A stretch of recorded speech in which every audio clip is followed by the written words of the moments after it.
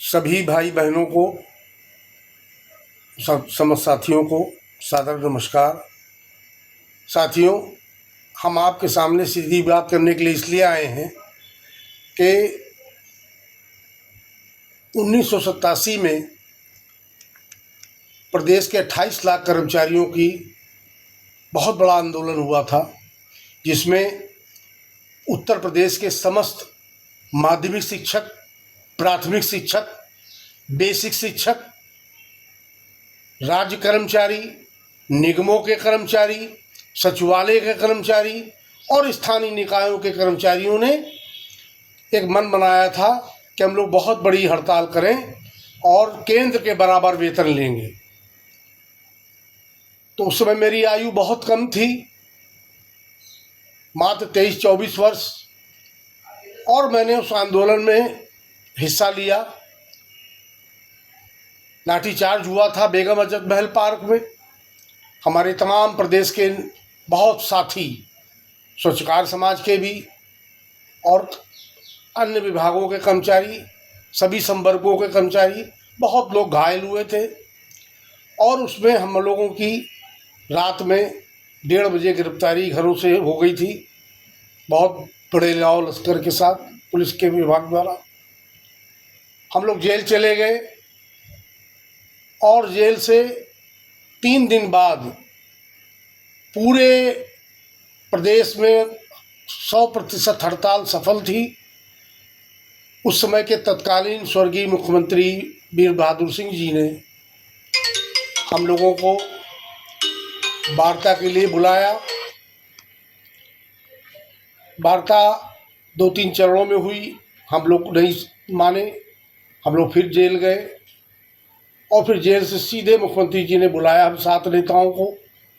उसमें बहुत से हमारे क्रांतिकारी नेता थे, जिनमें लखनऊ से सांसद भी रहे बाद में स्वर्गीय मानदाता सिंह जी, श्री राम नरेश सिंह जी, राज्य कर्मचारियों के नेता ललन पांडे जी, जागेश्वर प्रसाद यादव जी, निगमों के अध्यक्ष प्रदेश के आलमताब अहमद खान साहब, रामाधार पांडे जी जल निगम के, और उसमें मैं भी था। हमारे स्वर्गीय पिता श्री मोहनलाल वाल्मीकि जी, श्री रज्जन लाल जी, ये 3 लोग लखनऊ से थे। और ये दोनों लोग हमारी वजह से गिरफ्तार हो गए, क्योंकि राजनीति में उस समय ट्रेड यूनियन में सक्रिय नहीं थे, अस्वस्थ थे, लेकिन जज्बा था। उन्होंने कहा कोई बात नहीं, चाहे इतने बीमार हो, ये दोनों लोगों ने कहा, और हम तीनों लोग जेल चले गए। और हम लोगों ने नारा दिया था कि दिल्ली हो या राजस्थान, वेतन लेंगे केंद्र के समान। कुछ साथियों ने व्यंग भी किया, लेकिन हम लोगों ने उसकी परवाह नहीं की। नतीजा सामने था कि मुख्यमंत्री जी ने हम लोगों की मांगें मान ली और वेतन केंद्र के बराबर हो गया। नतीजा ये हुआ कि लाखों लाख कर्मचारियों के दफ्तरों में, सचिवालय में, निगमों में, राज्य कर्मचारियों में, शिक्षकों में हम लोगों ने जहां बुलाए जाते वहां भव्य स्वागत होता, और एक शुरुआत थी। और उसका नतीजा ये हुआ कि पूरे प्रदेश में एक कर्मचारी नेता के रूप में मेरी पहचान बनी। उसके बाद वर्ष 1990 में उत्तर प्रदेश के तत्कालीन मुख्यमंत्री स्वर्गीय माननीय श्री मुलायम सिंह यादव जी ने चुंगी, जो स्थानीय निकायों का बहुत बड़ा आय का स्रोत था, उस समय ये हालात होते थे कि 4 महीने से लेकर 40-40, 50-50 महीने तक सफाई कर्मचारियों, स्थानीय निकाय कर्मचारियों को वेतन नहीं मिलता था। लेकिन चुंगी की इतनी आमदनी थी कि उससे पूरी तो नहीं, लेकिन 40 से 50% वेतन मिल जाता था, तो लोगों का काम चल जाता था। ये चुंगी श्री मुलायम सिंह जी ने बंद की, तो फिर स्थानीय निकायों के सारे प्रदेश के जितने संगठन थे सब बैठे, बैठक हुई और बैठक में सबने, मैं समझ नहीं पाया था कि ऐसा क्यों किया गया, और उसमें पूरे प्रदेश में एक संघर्ष समिति बनी, चुंगी बचाओ संघर्ष समिति, और उसका भी मुझे प्रांतीय संयोजक बनाया गया कि इस आंदोलन का नेतृत्व तो आप करेंगे। और साथियों, भाइयों बहनों, मुझे बताने में कतई दुख नहीं है कि मैंने अपने भविष्य की परवाह न करते हुए बहुत बड़ा आंदोलन किया, हड़ताल हुई, मुख्यमंत्री जी ने बुलाया, करें चुंगी हमारी सरकार ने बंद की है, आप लोगों को कौन सा नुकसान, आप लोगों को तो वेतन चाहिए। हम लोगों ने कहा कि अगर चुंगी बंद होगी तो हमारे लाखों कर्मचारी जो चुंगी में काम करते हैं विभिन्न पदों पर अलग अलग संवर्ग में, वो कहाँ जाएंगे, उनके परिवार का क्या होगा। और मैंने इसी तेजी में जब बात की तो मुझे खुशी है कि माननीय नेताजी स्वर्गीय मुलायम सिंह यादव जी जो मुख्यमंत्री थे उस समय, उन्होंने वहीं पर अधिकारियों को आदेश दिया कि जो भी कर्मचारी चुंगी समाप्त होने के कारण पद से हटते हैं उनको स्थानीय निकायों के ही अन्य संवर्गों में समायोजित कर लिया जाए, कोई भी निकाला नहीं जाएगा, और जो वेतन है इनको सरकार के कोष से दिया जाएगा। वो एक बहुत बड़ी लड़ाई थी, ये दूसरी लड़ाई हमारे जीवन की थी, उसको भी मैंने लड़ा। और उसके बाद तमाम प्रदेश के साथियों ने मुझे दबाव डाला कि नहीं, आपको ट्रेड यूनियन के साथ साथ राजनीति में भी आना चाहिए। तो मैंने एक बहुत बड़े पूरे प्रदेश में दौरा किया, कोई जिला, कोई नगर पालिका, नगर पंचायत, यहाँ तक कोई बस्ती ऐसी नहीं है जहाँ मैंने दौरा नहीं किया होगा, एक दो जिलों को अपवाद छोड़कर मैंने पूरे प्रदेश का 3 महीने दौरा किया। और 18 मार्च 1994 को एक बहुत बड़ी रैली लखनऊ के बेगम हजरत महल पार्क में बुलाई, उसको मुख्यमंत्री के रूप में श्री मुलायम सिंह जी ने संबोधित किया, और वो वीडियो रिकॉर्डिंग आज मेरे पास है। उस समय हमारे मैनपुरी किस्नी से विधायक माननीय श्री रामेश्वर दयाल वाल्मीकि जी थे, वो प्रदेश अध्यक्ष थे, प्रदेश के कार्यवाहक अध्यक्ष, सफाई मजदूरों के नेता स्वर्गीय तुलसीराम वाल्मीकि कानपुर के थे, वो कार्यवाहक अध्यक्ष थे प्रदेश के, और मैं प्रमुख महासचिव था।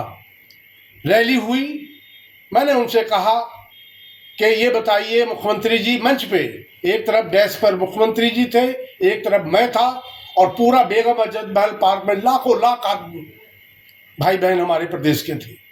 याद होगा जो उस समय आए होंगे और हमारे बीच में हैं प्रदेश में, मुझे खुशी होगी कि मुझे बताएंगे, बाद में वो संपर्क करेंगे फ़ोन पर या जैसे भी। तो मैंने मंच पे एक तरफ माननीय मुख्यमंत्री जी थे, एक तरफ मैं था। मैंने मुख्यमंत्री जी, हम लोग इतनी जाड़ा गर्मी बरसात में काम करते हैं, सवेरे जब लोग सोते हैं जाड़े में रजाई में, तो हमारा भाई हमारी बहन 4 बजे निकलते हैं, काम करते हैं, और महीनों काम करते हैं, उसके बाद 10-10, 20-20 महीना उनको वेतन नहीं मिलता। हमारे बच्चों की फीस नहीं जमा हो पाती, हम बनिया को राशन का भुगतान नहीं कर पाते, और अभी बीच में वेतन के अभाव में हमने हड़ताल की थी फरवरी माह में। फरवरी माह 28 दिन का होता है, पिछले महीने हमने हड़ताल की थी, ये मार्च का महीना चल रहा है। और हड़ताल में हम लोग ने कोई और मांग नहीं की थी, केवल यही मांग की थी कि हमारा वेतन बकाया जो 20 महीने का था दे दिया जाए। वेतन तो नहीं मिला, लेकिन हम लोगों का जो 28 दिन का वेतन था ये फरवरी का, वो काट दिया गया। तो मैंने मुख्यमंत्री जी से कहा कि जब काम हमने नहीं किया, आपने वेतन काट दिया, अच्छा किया, लेकिन उस 28 दिन का पड़ा हुआ काम, जब 28 दिन के बाद हड़ताल समाप्त हुई, हमारी मांगे मानी गई, तो जब उस काम को हमने कर लिया तो उस वेतन पर भी तो हमारा हक है, वो हमको दिया जाए। तो मुख्यमंत्री जी ने अपने भाषण में संबोधन में कहा कि वो 28 दिन का वेतन दिया जाएगा। और यहाँ पर हमारे प्रमुख सचिव मुख्यमंत्री माननीय पुनिया जी और श्री शैलेश कृष्ण जी विशेष सचिव मुख्यमंत्री वहाँ मौजूद थे। उन्होंने कहा कि इसका शासनादेश जारी किया जाए कि जो फरवरी माह में राज्य का सफाई कर्मचारियों ने प्रदेशव्यापी हड़ताल की थी, उसका वेतन उनको दिया जाए और उसका शासनादेश जारी किया जाए। और इस शासनादेश में चूंकि मांग दुर्गेश वाल्मीकि ने उठाई है, इनके नाम का भी उल्लेख किया जाए। और मुझे खुशी है कि आज़ादी के बाद से आज तक कोई ऐसा शासनादेश निकाय कर्मचारियों का नहीं जारी हुआ जिसमें किसी कर्मचारी नेता का नाम का उल्लेख हो। लेकिन ये मेरी उपलब्धि नहीं थी, ये मेरी जीत नहीं थी, ये मेरी कौम की जीत थी। और मैंने जो अच्छा लगा था उस समय किया, चूंकि बहुत आयु कम थी। उसके बाद वर्ष 1996 में मैंने फिर एक बहुत बड़ी रैली की, उसमें भी रक्षा मंत्री के रूप में श्री मुलायम सिंह जी आए। उसकी भी वीडियो रिकॉर्डिंग मेरे पास है। मैं बहुत जल्दी आप लोगों को वो वीडियो रिकॉर्डिंग टीवी के माध्यम से, फेसबुक के माध्यम से, इंस्टाग्राम के माध्यम से, व्हाट्सएप के माध्यम से, या जो लोग लखनऊ आएंगे जिनका मैं दर्शन करूंगा उनको भी मैं दिखाऊंगा कि मंच में रक्षा मंत्री जी बैठे थे और मैंने वहां पर भी माइक में कहा कि नेताजी, मुझे कोई एमपी, एमएलए, एमएलसी, मंत्री का पद नहीं चाहिए। जो लोग पार्टी की सेवा कर रहे हैं उनको आप उनका हक दीजिए। लेकिन एक नारा मैंने जरूर लगाया था वहां कि वाल्मीकि समाज की जो बात करेगा वही वाल्मीकि समाज के वोटों पर राज करेगा। और मैंने 11 एमएलए विधानसभा में झगड़ा करके विभिन्न मंडलों में हाथ पकड़ के श्री मुलायम सिंह जी का 11 टिकट दिलाने का काम किया था। 3 मैंने मंत्री बनवाए। मैंने कहा मुझे मत बनाइए, पश्चिम से बनाइए, यहां से बनाइए, वहां से बनाइए। और पूरे पश्चिम में मैं बधाई देता हूं पश्चिम उत्तर प्रदेश के लोगों को कि शुरुआत पश्चिम से हुई। जब मैं गाजियाबाद से अपना काफिला शुरू करता था तो आपको बताते हुए मुझे खुशी होती है कि 1-2 गाड़ी नहीं, 150-200 गाड़ियों के काफिले से मुझे समाज के लोग और पार्टी के लोग लेके चलते थे। विधायक और मंत्री वर्तमान वो गाड़ी ड्राइव करते थे। ये पूछिए प्रदीप चौहान वाल्मीकि जो गाजियाबाद के नेता है, हमारे भाई हैं, पूछिए मेरठ के लोगों से। जब मैं हेलीकॉप्टर से गया तो जहां जहां मैं जाता था तो वहां मैं आगरा गया तो आगरा में मेयर थे वाल्मीकि, इंद्रजीत वाल्मीकि। वो आए, पैर छुआ, उन्होंने कहा नहीं, मैं भाजपा में जरूर हूं लेकिन आप समाज के नेता हैं। मैं मेरठ में गया तो 25-30 साथियों के साथ हमारे हापुड़ के मनोज वाल्मीकि जो प्रदेश के भाजपा के नेता थे, कार्यकारिणी में भी थे, आयोग में भी रहे स्टेट के। जब वो आने लगे तो कुछ लोगों ने कहा कि अरे तो भाजपा में है। तो उन्होंने कहा देखिए आप लोग परेशान ना होइए, हम भले किसी पार्टी में हो, मैं माननीय दुर्गेश वाल्मीकि जी का स्वागत करने आया हूँ, क्योंकि ये किसी की परवाह नहीं करते, पद की परवाह नहीं करते, पार्टी की परवाह नहीं करते, ये कौम की परवाह करते हैं, इसलिए मैं इनका स्वागत करने आया हूँ। तो मैं जहां जहां गया, चाहे किसी पार्टी में हो, हमारे लोग वो हमारा स्वागत करते थे। लेकिन वो परिस्थिति आज मुझे नहीं नजर आ रही है। आज पूरे प्रदेश में अजीबोगरीब माहौल हो गया है। हर जिले में 3-4 राष्ट्रीय अध्यक्ष हैं, 3-4 प्रदेश अध्यक्ष हैं और एक जिले में 6-6 जिला अध्यक्ष हैं। वो सरकार से, शासन प्रशासन से लड़ने के बजाय आपस में एक दूसरे को सर फुटबॉल कर रहे हैं, लड़ रहे हैं। तो शासन प्रशासन के लोग कह रहे हैं ये हमसे क्या लड़ेंगे, ये आपस में खूब लड़ लें। तो नतीजा सामने है कि आज प्रदेश में हमको 60-70 हज़ार वेतन मिलने के बजाय 5-6 हज़ार रुपये आउटसोर्सिंग में मिलता है।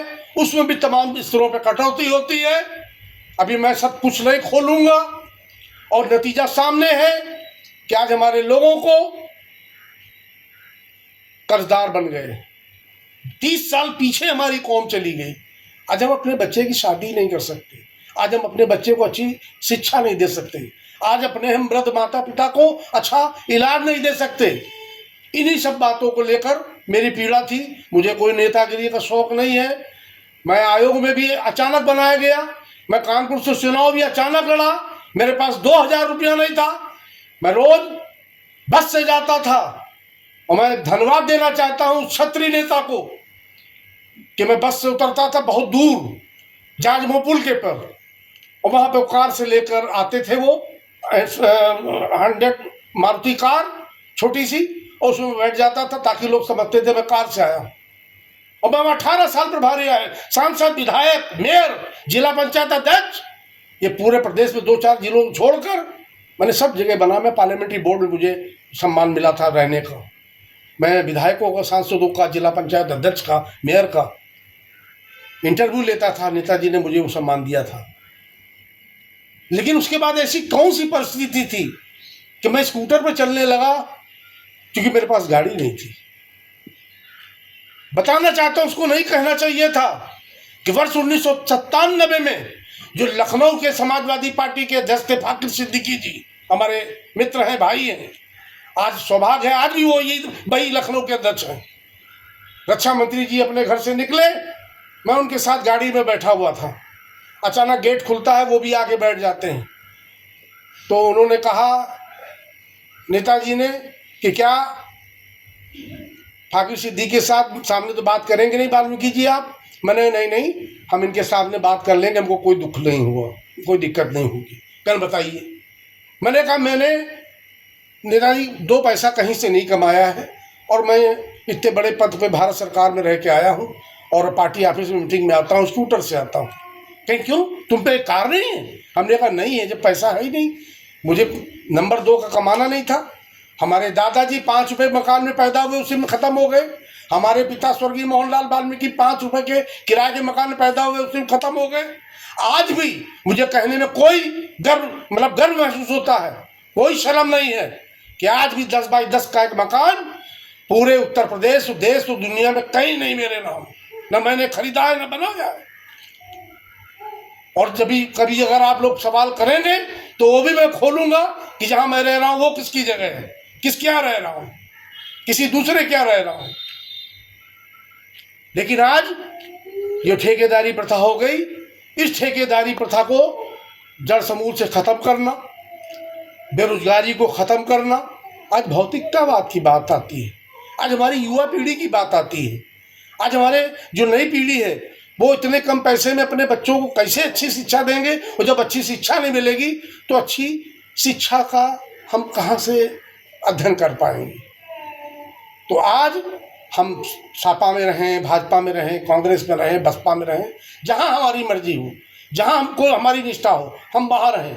लेकिन कौम के सवाल पर मैं चूँकि प्रदेश में 30 सालों से घूम रहा हूँ, मैंने देखा है कि बड़े बड़े समाज जो बहुत संपन्न हैं, सक्रिय है, जिनके सैकड़ों एमएलए हैं, 50 सांसद हैं, 50 मंत्री हैं, मगर वो भी समाज की जब बैठक बुलाते हैं तो कहते हैं कि हमको अपने समाज की गरीब बच्चों का विवाह करना है। जो बच्चे अच्छी एजुकेशन नहीं कर पा रहे, उनकी अच्छी एजुकेशन उनको देनी है। तो आखिर हमने भी कहाँ इतनी तरक्की कर ली कि हम लोग बिल्कुल भूल गए। इसलिए आज आवश्यकता है इस बात की कि हम लोग फिर से मिल के बैठें, बात करें, आपस में कोई मनमुटाव नहीं है। मुझे मालूम है केवल दौड़ है नेतागिरी की, हम लोग जो उसके भाग में होगा उससे कोई छीन नहीं लेगा। अगर आपको मिलना है तो वो आपको मिलेगा। और हमारी शुभकामनाएं हैं युवा पीढ़ी को कि हमारे बच्चे आज हर क्षेत्र में खूब तरक्की कर रहे हैं। हम देखते हैं, मुझे बड़ी खुशी होती है कि हर क्षेत्र में लोग जा रहे हैं। लेकिन ये आउटसोर्सिंग का जब से आ गया है हम लोग के ऊपर डंडा, इसको कैसे ख़त्म किया जाए, कैसे नियमित नियुक्ति की जाए, और कैसे हमारे लोगों को आज हमारी वो एज ए मतदाता पहचान नहीं है।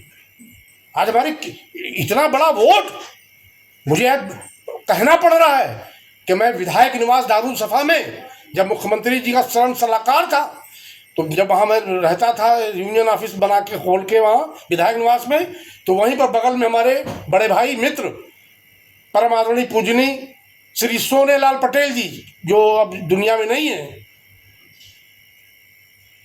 वो वहाँ उन्होंने एक बोर्ड लगाया था और अपना दल बनाया था। और आज मुझे खुशी है कि आज वो अपना दल कहाँ पहुँच गया। उनकी बेटी आज केंद्रीय मंत्री हैं, उनके दामाद आज प्रदेश में मंत्री हैं। रात दिन उन्होंने अपने समाज के लिए मेहनत की। सुहेल देव पाटिल रात भर आज कैबिनेट मंत्री हैं। निषाद पाटिल संजय निषाद जी कैबिनेट मंत्री हैं।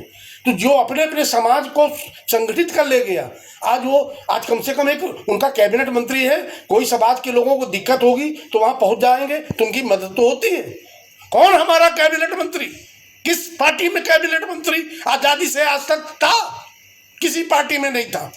इसलिए इन सवालों, सभी सवालों को, सवाल अभी और भी हैं, बहुत भी हैं जेल में, इन सब को लेकर एक बार हम लोग आइए, मिल के बैठें, मशवरा करें, कुछ तय करें और एक दूसरे को नीचा ना दिखाकर अब की ये तय कर लें कि कैसे पूरे देश में जो ये जनगणना हो रही है, इस जनगणना में हमारे लोगों की संख्या सही आ जाए। उसके लिए एक नाम हम लोग तय कर लें, वही नाम से अपना उसमें लिखवावें, अपनी मतलब जात के नाम पर। जैसे वाल्मीकि लिखा रहे हैं तो सारे लोग सब लिखें।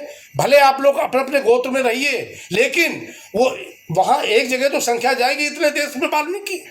तो उससे होगा ये कि इन राजनीतिक दलों को हमारी हैसियत है तो बहुत, हम 50 सीटें हैं हमारी अध्ययन। मैं चुनाव अधिकारी रहा हूँ पूरे प्रदेश में, जाता था हेलीकॉप्टर से, कार से, ट्रेन से, जिले जिले की मुझे जानकारी है कि 50 सीटें ऐसी हैं जहां हम जीत नहीं सकते हैं लेकिन हरा भी सकते हैं।